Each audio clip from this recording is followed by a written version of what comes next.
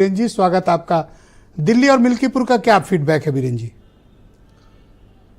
देखिए, आज रात अंतिम है और उत्तर प्रदेश से दिल्ली तक के परिणाम में क्या परिवर्तन आएगा, कल दिन में वो साफ होगा। लेकिन ऐसा लगता है कि अब जो एग्जिट पोल आ रहे हैं वो बताते हैं कि केजरीवाल का जो सिंहासन है वो हिल रहा है। आम आदमी पार्टी का जो लगातार जीत का सिलसिला चल रहा था शायद वो टूट जाए, जैसा कि लोग अनुमान लगा रहे हैं। लेकिन केजरीवाल अगर बर्बाद होंगे तो कांग्रेस का योगदान भी उसमें बहुत बड़ा होगा। ऐसी जानकारी आई है कि लगभग 10% के लगभग वोट कांग्रेस पार्टी ने खींचा है और वो बहुत बड़ा फैक्टर बनेगा केजरीवाल की हार का। और यह भी साफ हो जाएगा कि कांग्रेस ने आम आदमी पार्टी को हराया है, भाजपा का वो नुकसान नहीं कर पाई है। तो स्वाभाविक है कि परिणाम तो आगे आएगा, लेकिन अभी जो जानकारियां हैं उस आधार पर बात कही जा रही है। ब्रजेश जी, आम आदमी पार्टी के लिए ये बहुत बुरी खबर होगी कि वो चुनाव हारेंगे, क्योंकि तमाम एजेंसियां फिर अपना काम और तेज कर देंगी और उनके लिए संगठन को चलाना, पार्टी को चलाना आसान नहीं होगा जब वो सत्ता में नहीं रह जाएंगे।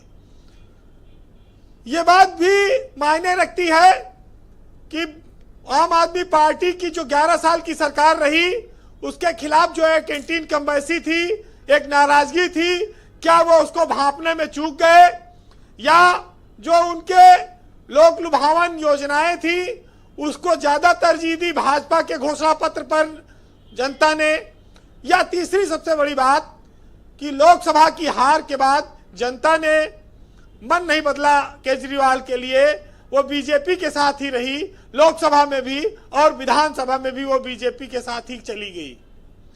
ये सारी कयास है, ये सारे आकलन है। लेकिन हम लोग कभी कभी इस बात पर मजबूर हो जाते हैं सोचने को कि जो हरियाणा में हार रहा था वो बहुमत में आ गया, जो महाराष्ट्र में एकदम लोकसभा में भी कमजोर हो गया था वो बहुत अप्रत्याशित बहुमत के साथ सरकार में लौट आया। तो ये चमत्कार जो भाजपा कर रही है वो दिल्ली में भी चमत्कार कर देगी, तो कौन कौन चौंकेगा इससे? कोई आश्चर्य लोगों को अब नहीं होगा, क्योंकि पहले 2 बार आश्चर्य हो चुका है। और बात आती है मिल्कीपुर की। मिल्कीपुर में उपचुनाव था, कोई आम चुनाव नहीं था, लेकिन जो बता रहे बिना लाइन के 65% वोट पड़ गया। ऐसा तो होता नहीं है, वोट तो डाला जाता है। पहले बक्सा था, अब लोग बक्से में डालते थे, अब लोग बटन दबाते हैं। लेकिन अगर आप समीकरण देखें तो काफी हद तक सवर्ण वोट वो भाजपा के पक्ष में मिल्कीपुर में गया है, और जो बसपा दलितों का वोट था उसमें बिखरा हुआ है। कुछ भाजपा को मिला है, कुछ चंद्रशेखर आजाद की पार्टी को भी गया है और कुछ समाजवादी पार्टी को भी मिला है। तो एक बड़ा डिवाइड वहां पर हुआ है।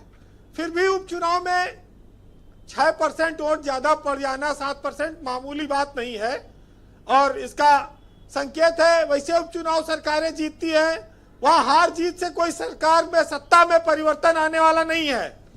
लेकिन चूंकि भाजपा की सरकार है, हिंदूवादी सरकार मानती है, अयोध्या के मुद्दे पर बनती आई है, तो वो अयोध्या में हार गई, वो चाहती है कि उस हार की भरपाई यहां से हो जाए, और जो लगातार उनको चिढ़ा रही है समाजवादी पार्टी वो कम हो जाए, तो शायद उस घाव पर मरहम लग जाए।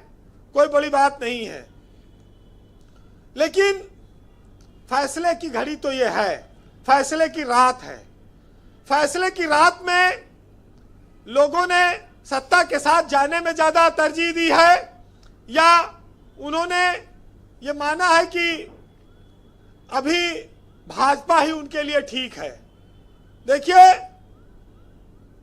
पूरे दमखम से सारी पार्टियां लड़ी, MIM भी लड़ी, कांग्रेस भी लड़ी, बसपा भी लड़ी दिल्ली में। सबने थोड़ा थोड़ा योगदान दिया आम आदमी पार्टी के खिलाफ। अब उसका नतीजा तो कल आएगा, लेकिन संकेत आ रहे हैं कि लगभग 39-40% पर आम आदमी पार्टी को वोट मिला है। और लगभग 50% के लगभग भाजपा को वोट मिला है। ऐसी चर्चाएं हैं। फ्री बिजली, फ्री पानी, 1500, कोई 2500, ये सब योजनाओं ने भी काफी प्रभावित किया है चुनाव को। तो ब्रजेश जी, अभी तो यह कहना बहुत जल्दबाजी होगी, लेकिन ज्यादातर एग्जिट पोल कई बार बहुत सच साबित हुए। उत्तर प्रदेश के मामले में लोकसभा चुनाव को अगर छोड़ दीजिए तो कई बार एकदम एग्जैक्ट पोल साबित हुए हैं। अब कोई उनको फर्जी भी मानता है, कई बार वो फर्जी भी, गलत भी साबित हुए हैं। बिल्कुल ठीक है। कुछ कहा नहीं जा सकता, लेकिन भाई सत्ता वाले लोग हैं, डंडा लाठी पुलिस, प्रधान, बीडीसी, मंत्री, संसाधन, सब प्रशासन सब उनके हाथ में है। तो बादशाह सलामत दिल्ली वाले इस बार खतरे में हैं। मतलब आज के हालात को देखते हुए कोई आदमी एग्जैक्ट नहीं कह पा रहा है कि केजरीवाल की पार्टी बहुमत में आएगी।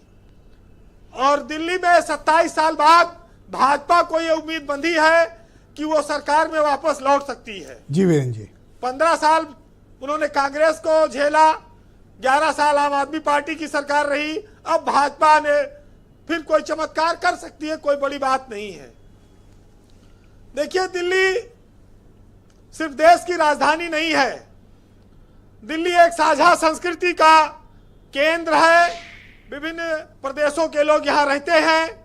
बड़े बड़े शायरों ने दिल्ली को अपने अपने नजरिए से देखा है। आज उसी पर सुनिएगा कि जनाबे कैफ ये दिल्ली है मीरो गालिब की, यहाँ किसी की तरफदारियां नहीं चलती। ये बाए इंकलाब जमाने के जोर से और दिल्ली जफर के हाथ से पल में निकल गई, और चेहरे पे सारे शहर के गर्दे मलाल है। जो दिल का हाल है वही दिल्ली का हाल है। जफर के हाथ से निकल गई, वीरेंद्र जी ने वो काफ़ी इंपॉर्टेंट बात कह दी है। मुश्किल है इस बार, अगर वीरेंद्र जी ये कह रहे हैं कुछ तो बात है। बहुत शुक्रिया वीरेंद्र जी, ग्राउंड जीरो से अपना फीडबैक ओपिनियन